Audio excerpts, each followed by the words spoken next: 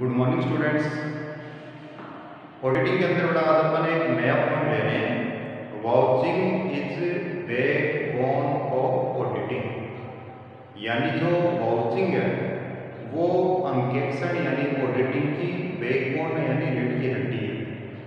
ये क्वेश्चन काफ़ी बार बड़ा आपके एग्जाम में आ जाता है, जिसमें पूछा जाता है कि इसको एक्सप्लेन कीजिए या इस पॉइंट को समझाइए। तो इसके अंदर अपने बड़ा ये पॉइंट ही लिखा है इसके अंदर कि जो वाउचिंग है उसको बैकबोन माना है किसका, ऑडिटिंग का, यानी ऑडिटिंग की इसको रीढ़ की हड्डी माना गया है, बैकबोन माना गया है। इससे पहले वाली क्लास के अंदर अपन ने वाउचिंग के बारे में, वाउचर्स के बारे में पढ़ा था इसके अंदर कि वाउचर्स क्या होते हैं, कि जितने भी बिजनेस के ट्रांजैक्शंस होते हैं उन ट्रांजैक्शनों को वेरीफाई जिस बेसिस पर किया जाता है या जिस आधार पर ट्रांजैक्शन को कंप्लीट किया जाता है वो वाउचर्स कहलाते हैं। वाउचर्स के बारे में बताया था आपको कि वाउचर बड़ा वो एक इनवॉइस भी हो सकता है, या एक डॉक्यूमेंट्स के रूप में हो सकता है, या एक बिल के रूप में भी हो सकता है। एक ऐसा प्रूफ, एक ऐसा रिटन डॉक्यूमेंट जो इस चीज को क्लियर करता है, इस चीज को प्रूव करता है कि वो ट्रांजैक्शन रियल के अंदर किया गया है, वास्तव में वो ट्रांजैक्शन हुआ है, वो वाउचर कहलाता है। उसके बाद में मैंने बताया था कि जो वाउचिंग है, वाउचिंग का काम ये होता है कि प्रत्येक ट्रांजैक्शन से रिलेटेड उससे जो उसका सपोर्टिंग डॉक्यूमेंट्स है वो जो वर्क है वो वाउचिंग कहलाता है। तो ये कह रहे हैं कि इसके अंदर जो वाउचिंग है वो बैकबोन माना है इसके अंदर ऑडिटिंग का। इसका मीन बड़ा ये है कि जो बैकबोन होती है यानी जो मनुष्य की रीढ़ की हड्डी होती है उसका अपनी ह्यूमन बॉडी के अंदर मनुष्य के शरीर में एक इम्पोर्टेंट पार्ट होता है, इम्पोर्टेंट रोल होता है।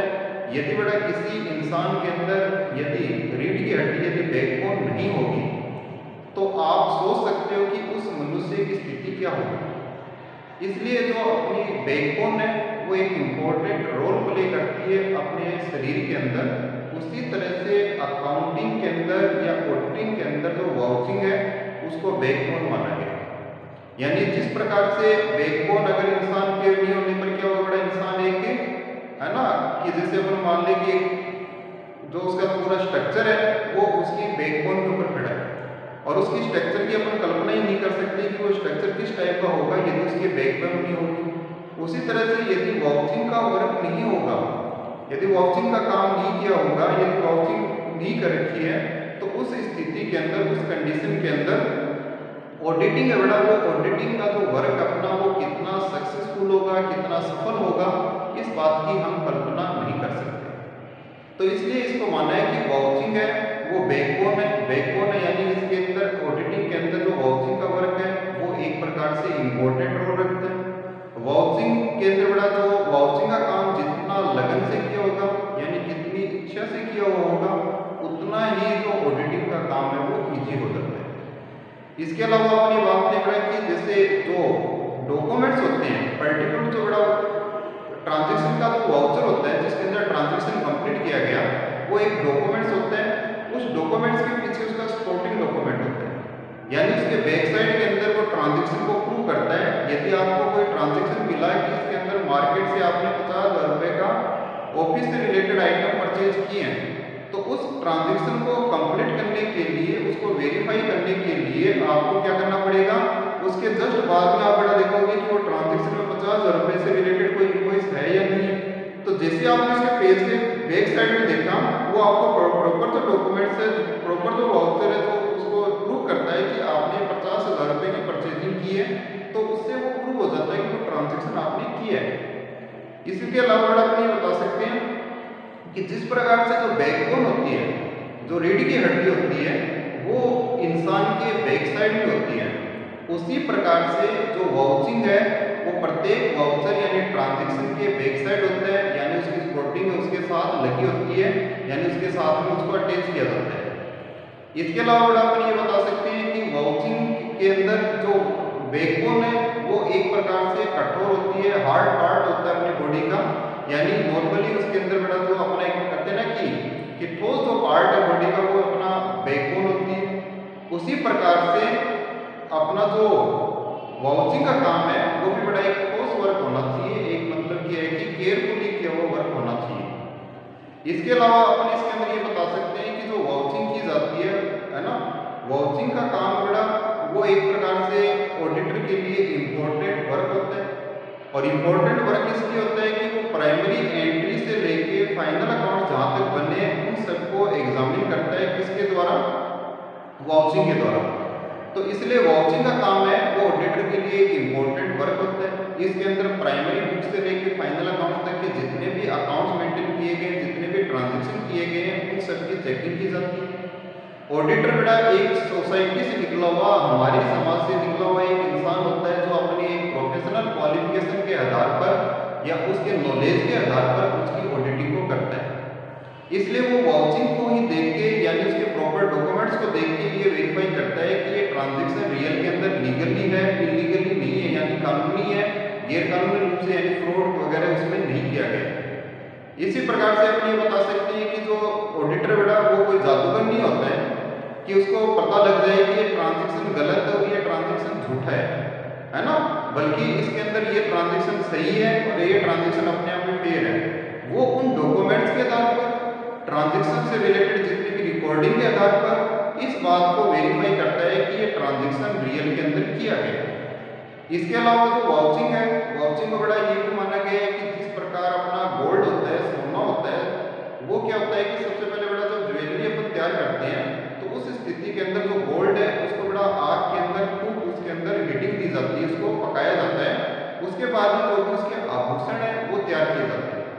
उसका कारण क्या है कि उसके अंदर बड़ा जो शाइनिंग है, जो चमक है, वो उसको हीटिंग देने के बाद में, आग में तपाने के बाद में आती है।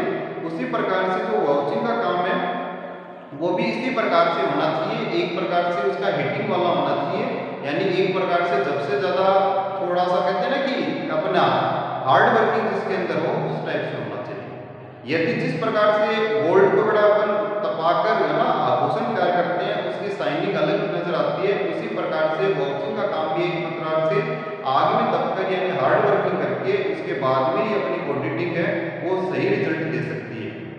ये बड़ा अपने को इसके अंदर बताना है। इससे रिलेटेड एक केस भी है जिसका केस के अंदर बड़ा नाम है आर्मिटेज बनाम ब्रेवर एंड नॉट।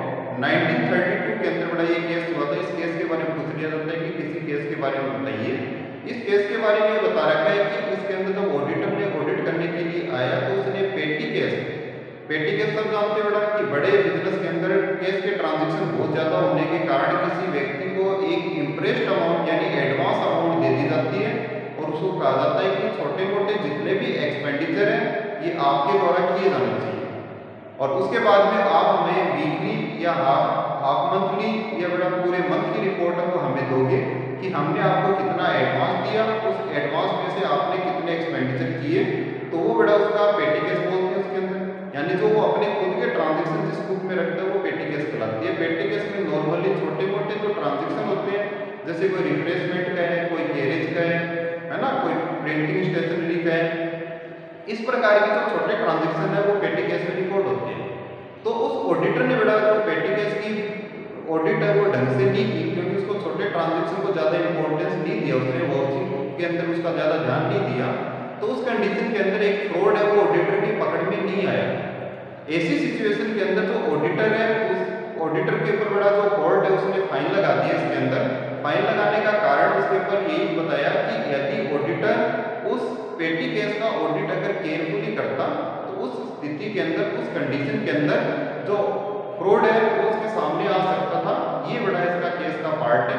तो अपने को इसके अंदर बड़ा ये क्वेश्चन अगर आता है कि vouching is backbone of auditing, तो इसके अंदर अपने जितना अपने बताया इसको बड़ा पूरा बढ़िया तरीके से एक्सप्लेन करना है।